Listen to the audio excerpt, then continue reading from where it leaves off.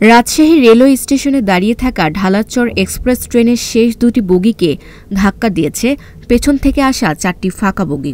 এতে 3টি বগি লাইনচ্যুত হয়েছে।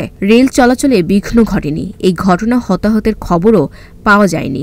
রেল কর্তৃপক্ষ জানিয়েছে, মঙ্গলবার সন্ধ্যা 6:45টার দিকে রাজশাহী রেলওয়ে স্টেশনে এই ঘটনা ঘটে। তবে এই ঘটনায় রাজশাহী থেকে ঢাকা কিংবা অন্য সব রুটে ট্রেন চলাচল স্বাভাবিক রয়েছে। রেলওয়ের একজন ওয়েম্যান জানান, রাজশাহী থেকে পাবনার ঢালারচর স্টেশনের মধ্যে চলাচল করে ঢালারচর এক্সপ্রেস ট্রেন। সন্ধ্যার কিছুক্ষণ আগে ট্রেনটি রাজশাহী থেকে ঢালারচর স্টেশনের উদ্দেশ্যে রওনা করে। এ সময় অপর লাইনে থাকা দুটি অতিরিক্ত বগির সঙ্গে ঢালারচর এক্সপ্রেস ট্রেনের ধাক্কা লাগে। এতে ঢালারচর এক্সপ্রেস ট্রেনের দুটি বগি লাইনচ্যুত হয়। অতিরিক্ত একটি বগিও লাইনচ্যুত হয়।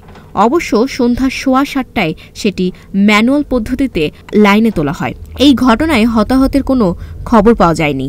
তবে বগি দুটির জানালার কাচ ভেঙে যাওয়া সহ সামান্য ক্ষতি হয়েছে। এই ঘটনায় রাজশাহী থেকে ঢাকা কিংবা অন্য কোথাও ট্রেন চলাচলে সমস্যা নেই। সব রুটে ট্রেন চলাচল স্বাভাবিক রয়েছে। এছাড়া রেলওয়ের কর্মীরা লাইনচ্যুত হওয়া বগি দুটি উদ্ধারে কাজ শুরু করেছে। ঈশ্বরদী থেকে রওনা দিয়েছে উদ্ধারকারী রিলিফ ট্রেন। সেটি এলে ঢালারচরের ক্ষতিগ্রস্ত দুটি বগি উদ্ধার করে চাঁপাইনবাবগঞ্জের লাইনে খুলে দেওয়া হবে।